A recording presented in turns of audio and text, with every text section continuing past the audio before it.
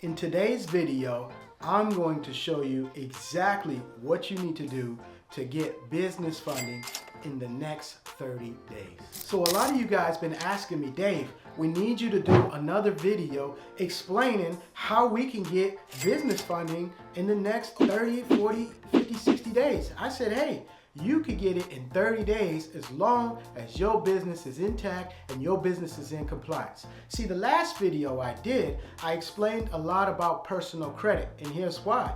You need to have stellar personal credit if you have a new business. So if your business has not been in business for 2 years or longer and has not made $2 million in revenue, then you're gonna need to personally guarantee the debt.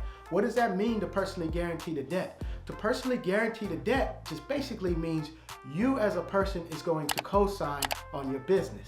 You see, when you set up your business entity, which is either an LLC or an INC, a corporation, basically that entity is a standalone being. It's its own person, just like you're your own person. Your social security card makes you your own entity. And that business has its business social security card, which is its EIN. And that EIN makes it its own entity. So now this business is brand new and it's trying to get brand new credit. So it's no different than when you're trying to get brand new credit and you never got credit before. Sometimes you might need somebody to co-sign on that loan for you so you can get the loan that you want or buy the house that you want, because your credit is not up to par. It's no different. And so that's basically what they want you to do. So you need to have your personal credit minimum 680 or higher. I prefer 700 because at a 700, when you're a 700, you now can get much better business banking plays than what you could get if you was at a 680. So it's always best to be at a 700 or higher, okay? So now that we got that out the way, let's dive into your business and dive into exactly what you need to do to get that business popping. So the first step is setting up your business properly from the get-go, from the beginning. You see, when I first started going after business credit and attacking business credit, I wanted to utilize it for real estate. Now, real estate is deemed a high-risk business to the banks, unless it's real estate that can be backed by some sort of collateral, meaning if they're gonna lend you the money and a lien on the property, like a mortgage.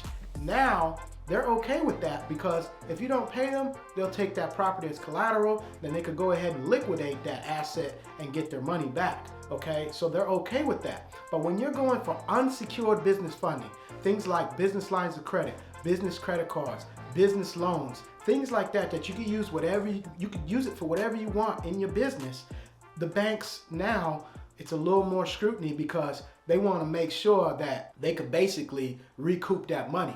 And real estate is a high-risk business. Most people in real estate, they're just operating off of their laptop out of the trunk of their car. And there's a lot of people that fail. Everybody wants to be in real estate, and there's a lot of people that fail in real estate because they don't know what they're doing. They don't take the time to get educated.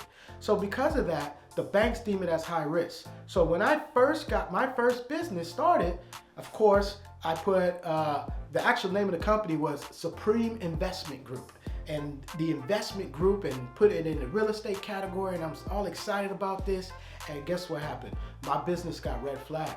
My business got red flagged and I wasn't able to get any business credit under that business. So that's when I started diving deep, started digging deep, and started trying to figure out, hey, how do you do this? How do I do this right so I can get these big lines of credit? It's gotta be a way. I didn't give up. You know, I didn't give up with defeat. And so that's number one, is setting up the business in the right compliance. So that starts with the business name. Here's the thing, when you open up your entity, the name can be anything you want. I once had a business where the company name was USBQ Direct LLC. And the reason it was USBQ Direct, that's a name that nobody could ever figure out exactly what does that mean. In fact, it was just the initials of my family, Direct. It was a joke. Basically, the money goes from my pockets directly into my family's pockets. That's it, you know, so that's what USBQ Direct was all about. Now, here's the thing, is that the reason you want your business name vague is because you don't want them categorizing your business or putting your business in any of the wrong categories to get your business red flagged, okay? So safe names like that, like some kind of business management, like Selvin Business, or Dave Business Management Incorporated, something like that. Those are things that you want because now it makes you look a little less risky. Now also the categories that they'll put your business in. So say if you are doing real estate, you don't have to categorize this company as a real estate company. This company can be a business management company that oversees the other companies that do real estate. It manages those other businesses. A business management and consulting company is a category that is a lot less risky than say like real estate, or another one is like a restaurant or a cannabis industry. For example, even dry cleaners is deemed high risk to the banks because a lot of people fail in that business. Okay, so they look at that. So when you go in to open your bank account, now when they're asking you all these questions and you're all excited about your new business and you're explaining to them exactly what you're doing, what they're doing is actually putting you in the right category of the NAICS codes or the NICS codes, right? And what these are categories that's popping up on a screen in order to categorize your business to know what type of business that you're doing. And there are certain businesses that are deemed high risk. So that's why the compliance is important. So first things first is the right name. Once you set up the name, you have to have the right address. So you get the name. Okay, now you set up your entity, and it doesn't matter if you're going for an LLC or an INC. That's something that you need to talk to an accountant for tax purposes. I'm not an accountant, so the accountant can tell you the right way to go for that and the wrong way to go for that. Okay, now once you got that figured out, the next thing you want to do is get your EIN number. Once you have your EIN and you have your entity set up and your name for your entity and all of that set up, now you want to get the right business location, okay? Not all locations are created equal.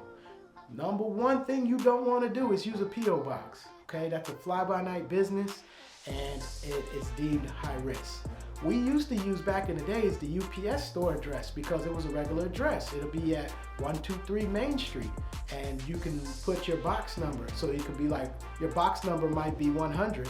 So you'll put 123 Main Street, Suite 100, Oakland, California, right?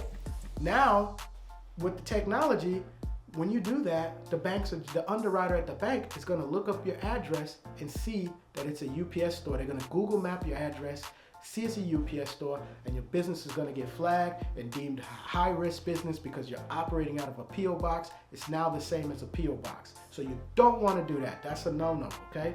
Don't do that. So, don't want to do that. That's a no-no. Next, we have virtual offices, right? So here's the thing. The best location that you could utilize is a brick and mortar office, a physical office address that you could utilize, that you could go to work to. But hey, it's 2024. Not everybody is utilizing a brick and mortar business. We work from home, we work from abroad. I personally travel around the world and work from my laptop while I'm on vacation with my family, and I enjoy doing that. So me having actual brick and mortar business for some of my businesses doesn't make sense, okay? Now, I have the perfect addresses that you can utilize for your businesses. I'm going to put them in the links below, so make sure you check those out because there are certain virtual addresses you could use, and not all virtual addresses are created equal. And here's what I mean. Some virtual addresses have been flagged as a virtual address by the business bureaus, especially by Dun & Bradstreet. So for those of you who don't know, you have D&B, which is Dun & Bradstreet. That's a business credit bureau. Then you have Experian Business, and you have Equifax Business, Small Business Financial Exchange, okay? Now, these are the business bureaus, just like we have personal credit bureaus. These are the business credit bureaus that check your business credit. And some of these locations on these business bureaus have been deemed as a high-risk location or as a virtual office or a P.O. box or a mail drop or things like that. So you don't want to use them. So the difference is there's some virtual offices where all you can do is get mail there. There are other virtual offices where you rent it as a virtual office, but you can also rent the space, rent out office space. If you need to meet a client there, you can meet a client there. You can do work there. It's a shared workspace. Those are the type of places you want to utilize for your business. They're not expensive. They start literally at about $60 a month, and they go up from there in my area, and it's different in every area. I'm going to put some links below for you to go check those out, okay? Next, let's talk about your phone system, okay? You do not want to be doing business from your cell phone. And by the way, when we're still talking about addresses here, do not use your home address. That's a no-no, okay? That's a no-no. Do not use your home address. Do not use your home phone number, because that's just commingling. You don't want to do that. Your business entity should have its own separate phone line, okay? Now, there are some phone lines that actually report to the 411, to the white pages, yellow pages, and all of that stuff. That's what you want, because they also report as a trade line to the business bureaus. RingCentral is a little pricey, but that's one that I like to use. And RingCentral reports as a trade line on your business, and also it reports to the 411 directory and all of that, which is great. So you want to utilize a system like that when you're working from home. It's called voice over IP. So you want to use a voice over IP system. Grasshopper is another one. I think 8x8 is one. Nextia is another one. Like I said, I personally love RingCentral. Okay. So now that you got your phone system out the way, you got your entity out the way, you got your EIN, you named your business what you wanted, you're good to go. You got your address, your business address ready to go. Guess what? Your business hasn't even been in business yet. The clock has not even started ticking yet. And here's why. You need to open your bank account. Okay, so now you got all that out of the way, it's time to go to the bank and open that bank account. Now, I recommend going to a big bank like Chase, Wells Fargo, Bank of America, and also going to a lot of the credit unions and establishing a relationship with the credit unions as well. You don't need to put a lot of money into the bank. If you do have a lot of money that you have to put into the bank, great. You want to put at least $10,000 in one of the major accounts for at least 3 months, so you can get a low-fi bank rating. With a low-fi bank rating, it basically deems your business as a low risk because of the capital just sitting in there. So if you can do that for the first 3 months of you open your business, it's going to take your business credit to the next level and allow you to apply for much higher lines of business credit. Okay, but if not, don't worry about that. I'm going to show you some hacks and some tricks and tips. Okay, so I like to open one at Chase. I like to open one at Wells Fargo, especially if they're free checking. So now Chase, for example, they do charge you things like that. So I'll do the bulk of my business, majority of my business through Chase. And here's why. It's easy to do business. It's easy to wire money and transfer and ACH transactions and all type of day-to-day business transactions. Yet now I'll go to a lot of the local credit unions. One that I like here in the Bay Area where I'm at is Provident Credit Union. They're a business credit union, right? Well, they do personal too, but I use them for business. And you just put $100 in there. Put $100 in the checking, put $100 in the savings, and let it sit. Okay? You're establishing a relationship with them. So when it's time to go back and get loans, get credit cards, get all of that in the future, you could definitely go back. Okay? So now once you have your bank set up, the clock is now ticking. Okay? So now from here, you want to establish some trade lines to build out your business profile. Uline is one of them that I like. We use Uline. I use Chevron, Texaco, and we use Home Depot. I try to use things that I can utilize in my real estate business, okay? So for example, with Home Depot, I could go in Home Depot and it's actually called eBarnett. So you want to apply with eBarnett. Go to eBarnett.com, but it's now HD Supply Home Depot. That's who owns it now. But when I started applying, it was eBarnett, and then HD Supply Home Depot took over. And then now you can utilize this card in Home Depot. So a lot of times what I do is I have my contractors put in the order, I put it on this Net30 account, and then they go in, they pick up the order, and now it creates that trade line going. And here's the thing is, once you put in the order on a Net30 account, what happens is you have to give it time before you pay it. Now what is a Net30 account? Let's back up for a second. Net30 just means you got 30 days to pay them back. Okay, they're gonna extend you something from their store, they're gonna give you something, and you got 30 days to give them the money back. Okay, and there's a lot of companies that do that. Even if you're in the restaurant business, there's restaurant companies that do Net30, office companies that do it, Staples, Quill, Uline. Uline's a big one. And then here's the thing, you're gonna pay more for the stuff. Like the stuff that I buy on Uline for my office supplies, I can get it down the block a lot cheaper at a cash and carry stationery store. Yet I go through Uline because of the trade line of building that credit. Now, once that credit's built and you have those net 30 accounts and those trade lines reporting, you can now go for the unsecured funding, because those trade lines don't even matter. Like, what are you gonna do with that? You're gonna order some paper and sell the paper on eBay or something like that? So like, there's a lot of people talking about, oh, you could get business credit without your personal credit and all of that. They're talking about trade lines, you know? And those trade lines is cool, but it's not going to do nothing for you but build out your business profile. See, we need to get the money. The money is what we need to propel our business forward. So if they're not giving out money, then what does it even matter? But we need it to build the business forward. So that's why we utilize the trade lines, okay? Now, once you have your trade lines established, the next thing that we're going to do is now we're going to start applying at the different banks for business credit. Now, one thing I want you to notice is when you go apply for a business credit card on their websites, you will see when they ask you, so this stumps a lot of people. A lot of people say, well, wait a second, Dave, I haven't made any money yet. How am I gonna apply? I haven't made any money. What am I gonna show them about making money? But you'll look on the application, and if you look closely at the fine print, most banks, I know Chase is one of them that does it, Bank of America is another one that does it, they will say, enter your business revenue or projected revenue. Projected revenue is the key word. That's stated income. So you may project that you're gonna make $300,000-$400,000 this year. You may not have made it yet, but you project the business is gonna make that. You can put that number down.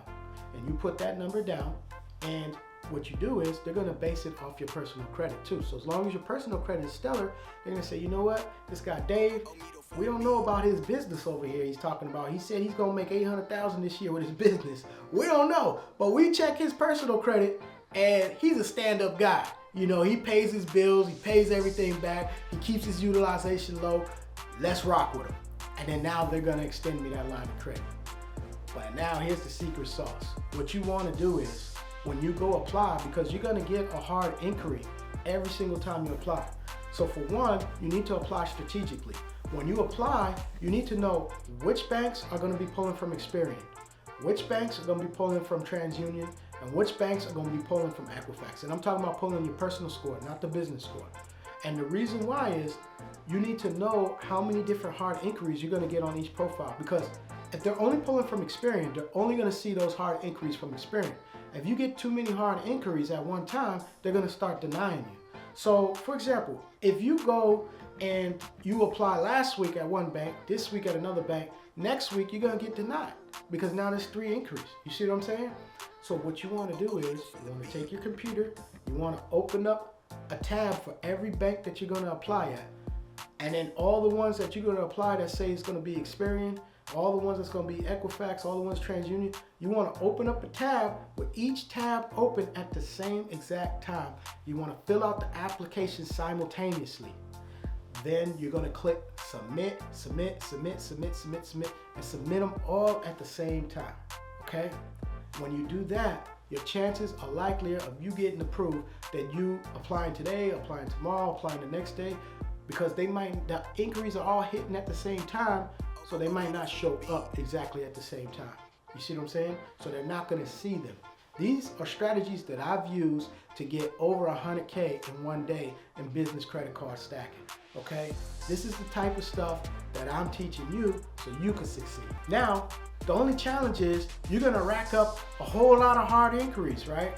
And that's when you reach out to someone such as myself or anybody you want who's a credit restoration specialist that will go ahead and get those hard inquiries removed. Then you wait a little bit, get some seasoning, and do it again, okay? Now, before you do it again, you wanna utilize those credit cards. You wanna utilize them so that way you could show that you are good with credit, okay? So the way it works is you wanna pull from those lines, and then when you pull from them lines, you utilize it, use it to make money, use it in your business, and then when you pay them back, now you could go apply for an increase. They might automatically give you an increase. For example, my Chase Sapphire Ink card, man, when I started using it, they first gave me, I wanna say it was $4,000 credit limit. And then I would use the $4,000, pay it back. use the 4,000, pay it back. I wouldn't pay it all back right away. So I'll make a payment, then I'll pay it down because I was just doing it because I had to make another big charge. And then I'll swipe up 4,000 again, then make a payment, pay it back. Then before you know it, it jumped to 9,000. Then it jumped to 15, and then it just kept jumping. So that's the thing, is when you show them that you're responsible with credit, they'll keep extending you credit. But remember, never pay anything off to zero on your personal or on your business. And here's why. When you pay your credit cards off to zero, the bank's not making any money off of you. They make money off of extending you that credit off the interest.